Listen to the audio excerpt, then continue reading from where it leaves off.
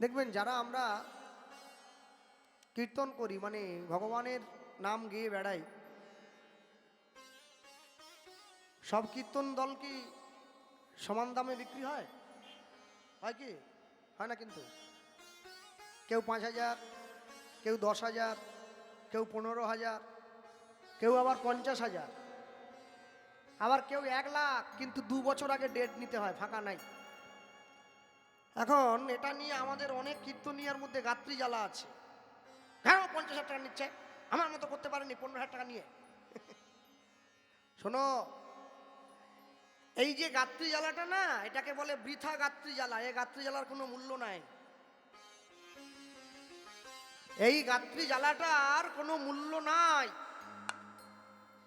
যার 15,000-ই যোগ্যতা সে 15,000 পায়, যার 30,000-ই যোগ্যতা সে 30,000 পায়, যার 1,00,000-ই যোগ্যতা সে 1,00,000 পায়।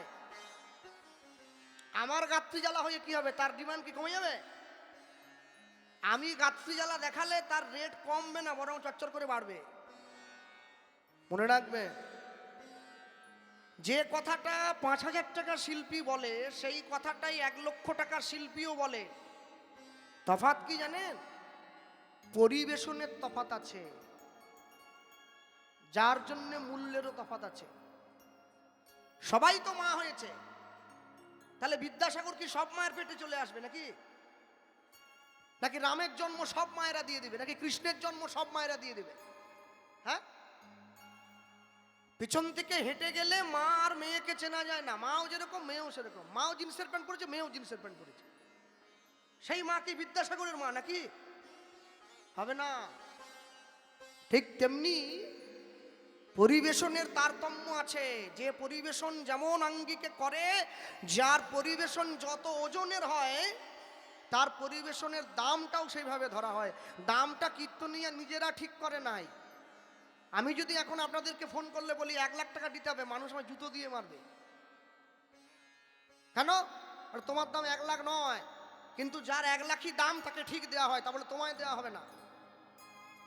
যার যতটা প্রাপ্য সেটা হরিবাসর কমিটি আর শ্রোতা তারা ঠিক করে দিয়েছে, আপনি এইটা প্রাপ্য।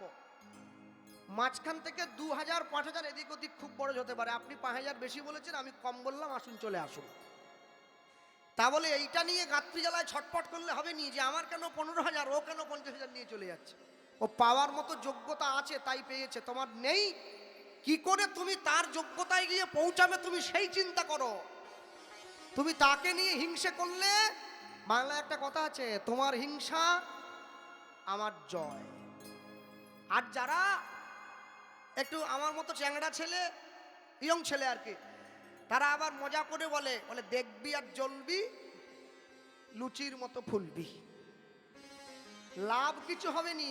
আমার সেই 15,000 সারা রাত ধরে হরিলুটের বাতাসা কুড়িয়ে শেষে দেখে একটা টিকলি, বড় পাওয়া যায়নি। আর যে মা জানে কোন সময় হরিলুটটা বেশি হবে, সে আগে গিয়ে দাঁড়িয়ে আছে চিক নিয়ে। হ্যাঁ, যেই ছুড়ে দিয়েছে সঙ্গে সঙ্গে কুড়ি নিয়েছে। 1 মাসের চিনি খরচ তুলে নিয়েছে বাতাসা কুড়িয়ে। বাতাসা দিয়ে চা হচ্ছে, পায়েস হচ্ছে, লোক এলে শরবত দিচ্ছে। ও তো জানে কখন ছড়ানো হবে, আমি তো জানিনি। আমি গিয়ে দাঁড়িয়েছি, 500 ছড়ি দিলে একটা কুড়ি নিয়ে ঘরে এলাম। লাভ কি হবে? যে যেমন শিখেছে তার দাম সেরকম, যে শিক্ষা করে নাই সে দাম পায় নাই। ওটা নিয়ে আমি হিংসা করা মানে বৃথা চিৎকার করা। গৌরাঙ্গ বলিতে হবে পুলক শরীর। কীর্তনের প্রারম্ভে গৌরচন্দ্রিকা শুরুতে ছোট্ট একটু বড় গান গাইতে হয়, যেটা গেয়ে আমরা শুরু করলাম। আপনারা বুঝেছেন সকলে আশা করি। হরিনাম সংকীর্তনের প্রারম্ভে বড় গান গাওয়া মানে কেউ যদি নাও বোঝে, সে যদি বসে শোনে এতেও কল্যাণ। কেন? এতে বড় গানকে সম্মান দেয়া হয়, কীর্তনের মহাজনকে সম্মান দেয়া হয়। গৌরাঙ্গ বলিতে হবে পুলক শরীর। গৌরাঙ্গের নাম নিতে গিয়ে যেদিন আমার অন্তর কম্পিত হবে, হরি হরি বলিতে মোর নয়নে বহে নীর, যেদিনকে তার নাম নিতে গিয়ে আমার চোখে জল আসবে, সেদিন আমি বুঝব আমার অন্তরে প্রেম নামক বস্তুটার সঞ্চার হয়েছে। যে মানুষ মদ খায় তার নেশা কেটে যায়। নেশা কাটে বলে তো পরের দিন আবার খায়। নেশা যদি থেকেই যেত দোকান তালা পড়ে যেত। ওটা সেভাবেই তৈরি আছে যে 2 ঘন্টা 5 ঘন্টা পরে নেশা চলে যাবে, আবার আসতে হবে। কিন্তু ভাবুন, মদ যাকে খায় তার নেশা কিন্তু কাটে না। কাটে কি? যে সংসারে ঢুকেছে সে চাইলে সংসার থেকে বেরোতে পারে, কিন্তু সংসার যার মধ্যে ঢুকে পড়েছে সে চাইলেও বেরিয়ে যেতে পারবে না, তাকে ঢুকে থাকতে হবে। কেন? মানুষ পয়সা দিয়ে অনেক বড় একটা বাড়ি তৈরি করতে পারে, পয়সা দিয়ে কোনোদিন শান্তি কিনতে পারবে না। পয়সা দিয়ে বাজার থেকে অনেক দামি দামি বই কিনে আনা যায়, পয়সা দিয়ে কোনোদিনও বিদ্যা কিনে আনা যায় না। পয়সা দিয়ে বাজার থেকে অনেক দামি দামি সোনার গহনা কিনে আনা যায়, দৈহিক সৌন্দর্য কোনোদিন কিনতে পাওয়া যায় না। পয়সা দিয়ে বাজার থেকে অনেক দামি একটা ঘড়ি কেনা যায়, সময় কোনোদিনও কিনতে পাওয়া যায় না। বলছে সোনার ঘড়ি টিক টিক টিক, যা কিছু হইতেছে সবই হইছে ঠিক। জীবন চলিয়া যায় নদীর স্রোতের প্রায়, যে ইহা না বুঝিল তারে ধিক শতধিক। হরি বল, হরি বল। আর পয়সা দিয়ে বাজার থেকে ভালো ভালো পোশাক কিনে পরে ভালো মানুষ সাজার অভিনয় করা যায়, মনুষ্যত্ব কোনোদিন কিনতে পাওয়া যায় না, ওটা অর্জন করে নিতে হয়। নিতাই গৌর প্রেমানন্দে হরি বল। যার জন্যে সন্দ্রে মানুষ ভাই, বনের বাঘকে বলা হয়নি, সন্দ্রে মানুষ ভাই, সবার উপরে মানুষ সত্য, তাহার উপরে নাই। এমনও মানুষ আছে যে রাস্তা দিয়ে চলে গেলে লোকে তাকে ফুল ছড়িয়ে নিয়ে যায়, আর এমনও মানুষ আছে যে রাস্তা দিয়ে চলে গেলে লোকে তাকে পিছন থেকে ডাকে, ওই চোর। আপনি ঠিক করুন, আপনি চোর ডাক শুনবেন না সাধু ডাক শুনবেন, সেটা আপনার ওপর ছেড়ে দেওয়া হলো। মুচি হইয়া সূচি হয় যদি কৃষ্ণ ভজে, সূচি হইয়া মুচি হয় যদি কৃষ্ণ ত্যাজে। তুমি চাইলেই বড় বিদ্বান হতে পারো, তুমি চাইলেই রাস্তার লোফার হতে পারো, ইচ্ছা শক্তি তোমার। তুমি কিভাবে নিজের জীবনকে পরিচালনা করবে এ দায়িত্ব সম্পূর্ণ তোমার। আচ্ছা বলুন তো, যারা বসে আছেন এখানে, আপনারা তো গতকাল থেকে আমার আগে পর্যন্ত কমিটির দাদা ভাইরাও হয়েছে সেমনি। ও বড় বড় জাহাজকে সব আগে দিয়ে দিই, শেষে নৌকোটা দিয়ে চলে তুমি এবারে। হ্যাঁ, আমি এবার নদীতে নেমে ডুববো না ভাসবো, আমার অবস্থা সেইরকম হয়েছে আর কি। বিদ্যে বোঝাই বাবু মশাই চড়ি শখের বাটে, মাঝিরে কয় বলতে পারি সূর্যি কেন ওঠে, আমার অবস্থা সেই। হ্যাঁ, পণ্ডিত বলে আমার সব জানা আছে, শুধু সাঁতার জানা নাই। মাঝি বলে তাহলে ডুবে মরো, আর কিছু করার নাই। হ্যাঁ, বড় বড় জাহাজ সব পেরিয়ে চলে গেল, লাস্টে তোমরা আমায় তুলে দিয়েছো রাত্রি 11টার সময়। যাক, সহ্য করুন, 3টে ঘন্টা কি করব। এই যে এত সুন্দর ভগবানের নাট মন্দির, এই যে মন্দিরে ভগবান বসে আছে। আচ্ছা বলুন, মন্দিরটা তো গ্রামের মানুষের পয়সায় হয়েছে নাকি? একজনের কারো পয়সায় তো হয়নি। 10 টাকা 5 টাকা 20 টাকা 50 টাকা দিয়ে তবে তো বানিয়েছেন তো। আচ্ছা, যে মন্দিরটা নিজেরা বানিয়েছেন পয়সা খরচ করে, সেই মন্দিরের দাম বেশি, না যে মন্দিরটা ভগবান দিয়ে পাঠিয়েছে সেই মন্দিরের দাম বেশি? কোনটা? কথা বলুন, কোনটা? এইটার দাম বেশি না ওইটার দাম বেশি? এইটার দাম বেশি।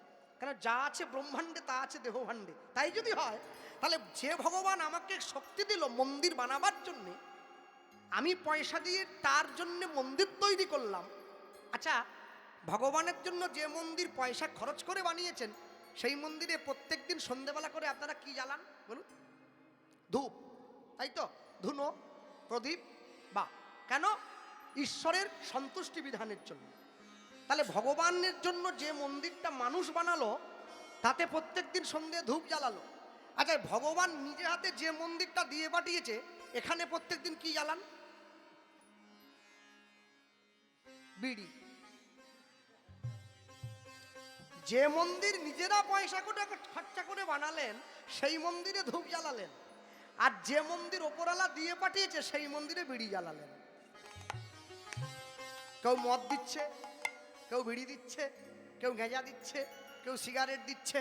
কালকে সন্ধ্যাবেলা এই মন্দিরে ধূপ না জ্বালিয়ে একটা বিড়ি জ্বালাবেন, দেখবেন ভগবান তো দূর, আপনি নিজেই থাকতে পাচ্ছেন না, এমন গন্ধ হবে মন্দিরে। তাহলে যে মন্দিরে বিড়ি জ্বালালে আপনি থাকতে পাচ্ছেন না, ভাবুন সেই দেহ মন্দিরে যদি আপনি বিড়ি জ্বালান, মনের মন্দিরে ভগবান থাকে কি করে? পারে না। সবার আগে চিন্তা করবেন, আপনি মালা পরুন চাই না পরুন, তিলক পরুন চাই না করুন, সবাই আমার মতো নিরামিষ খাবে না, আমার মতো মালা পরবে না, আমার মতো তিলক দেবে না, আমি সে কথা বলবো না। বিবেকটা কাজ করতে হবে সবার আগে। মন যদি না খায় মন্দির করে কোনো লাভ নেই। আগে মন তৈরি করো, তারপরে মন্দির তৈরি করবে। যে মায়েরা বাবারা বসে আছেন এখানে, সব বাবারা যে নিরামিষ খায় আমি সে কথা বলবো না। প্রত্যেক শনিবার রবিবার যখন বাড়ির জন্য বাজার করতে যান, মুদিখানার বাজার একটা ব্যাগের মধ্যে ঢুকিয়ে নেন, বাড়ির জন্য মাছ মাংস কিনে নিয়ে আসেন। আর যখন বাড়ির থেকে বেরোচ্ছেন, হঠাৎ করে মা পিছন থেকে ডাক দিয়ে বলল, হ্যাঁ গো ঠাকুরের ধূপটা শেষ হয়ে গেছে, একটা ধূপের কাটিয়ে এনো তো, এক প্যাকেট ধূপ। বলো, যে ব্যাগের মধ্যে মাছ মাংস নিয়েছেন সেই ব্যাগে কি ধূপকাঠিটা নিয়ে নেন? নেন না কেন? আপনি তো নিরামিষ খান না, তাহলে নেন না কেন? বিবেক সাড়া দিয়েছে যে নেওয়াটা বুঝি ঠিক হবে না, যে ধূপ ঠাকুরের মন্দিরে জ্বালবো, মাংসের প্যাকেটে সেই ধূপটা নেব কি করে? এই বিবেক যতদিন না কাজ করে, শতজন্ম করিলেও নাম সংকীর্তন, তবু ব্রজে না পাবে ব্রজের ব্রজেন্দ্র নন্দ। হরি বল হরি বল। শুধু অন্তর মাঝে তার জন্য চিন্তা যখন করবেন, যখন ভগবানের নাম করবেন, ভগবানের নাম গাইবেন, অন্তর যেন পরিশুদ্ধ হয়। অন্তর যেন শুদ্ধতা যদি না থাকে, ভগবানকে কোনোদিন নিকটে পাওয়া যায় না, তার অস্তিত্ব উপলব্ধি করা যায় না। অন্তর পরিষ্কার করতে হয়। অষ্টম মহাজন লিখছে, কি লিখলেন? বলো আর কবে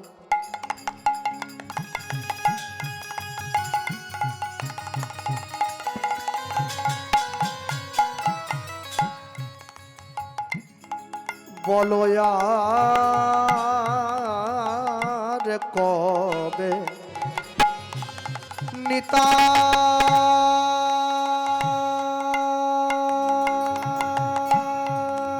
নিতাই চাঁদ উলুধ্বনি নিতাই গৌর হরি বল। আমায় করুণা, আমায় করুণা, আমায় করুণা, করুণা করিবে। বলো আর কবে নিতাই চাঁদ দয়াল নিতাই আমার,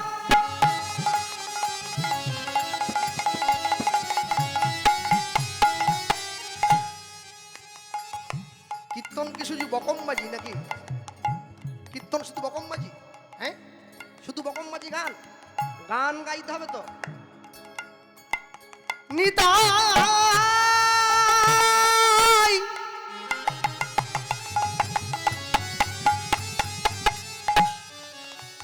নিতাই আমার,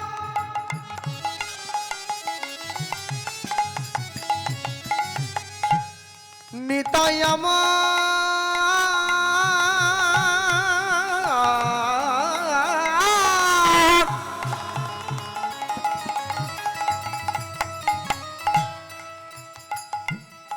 নিতাই আমার, নিতাই আমার। বলো আর কবে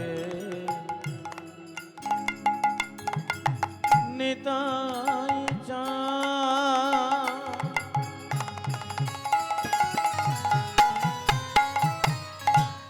আমায় করুণা, করুণা, করুণা,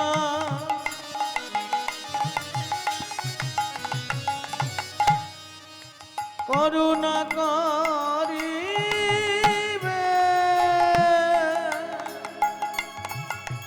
করুণা করিবে, করুণা করুণা করিবে। বলো সংসার বাসনা মোর কবে দূরে যাবে? অগো সংসার বাসনা মোর বলি কবে দূরে যাবে। দেখো বিষয় ছাড়িয়া কবে শুদ্ধ হবে মোর,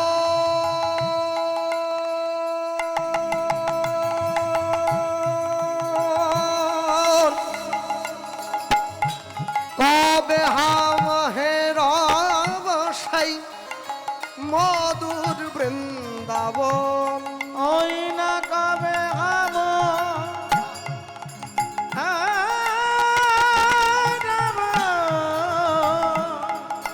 মধুর বৃন্দাবন। বলো কবে হাম, কবে হাম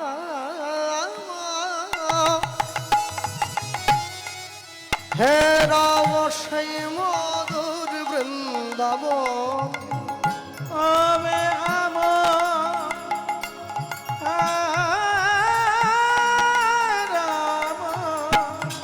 মধুর বৃন্দাবন।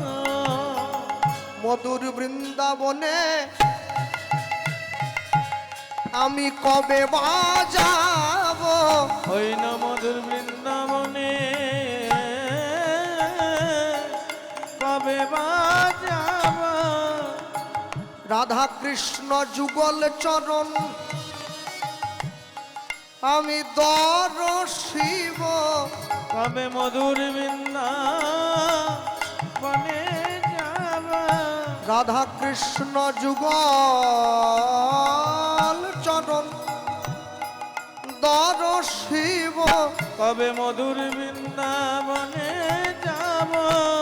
আমার ভববন্ধন মোচন হইবে। কবে মধুর বৃন্দাবনে যাব। আমি রাধা কৃষ্ণ বলে কাঁদিব। মধুর বৃন্দাবনে কবে বাজাব। আমার সংসার বন্ধন মোচন হইবে। মধুর বৃন্দাবনে কবে বাজাব। আমার ভবের জ্বালা জুড়াইবে। বৃন্দাবনে আমি কবে বাজাব। আমার ভবে আশা সফল হবে। বৃন্দাবনে কবে বাজাব। আমি সাধু গুরু বৈষ্ণবের চরণ পাব। বৃন্দাবনে কবে বাজাব। বলি নাম প্রেমে জগৎ মাতাইব।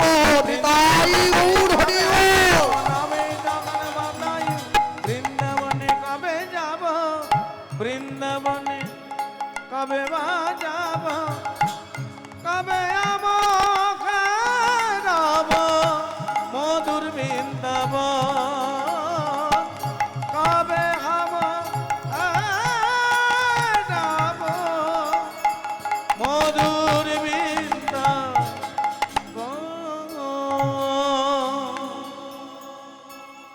আজকে আপনাদের গ্রামে কীর্তন হচ্ছে, গতকালকে হয়েছে, আজকে হবে, কালকে হবে কিনা তা আমি জানি না, কালকে হবে না। তবে একটা জিনিস শুনে আমি খুব আনন্দ পেয়েছি, সেটা হচ্ছে এই গ্রামের মানুষ হরিনামের কমিটি তারা রাসলীলা করায় না। এটা শুনে আমি খুব বড় আনন্দ পেয়েছি। কেন? রাসলীলা আমাদের মতো সাধারণ তুচ্ছ মানব জাতির জন্য নয়, সংসারী মানুষের জন্য নয়। এটা বুঝতে হবে সবার আগে। যাই হোক,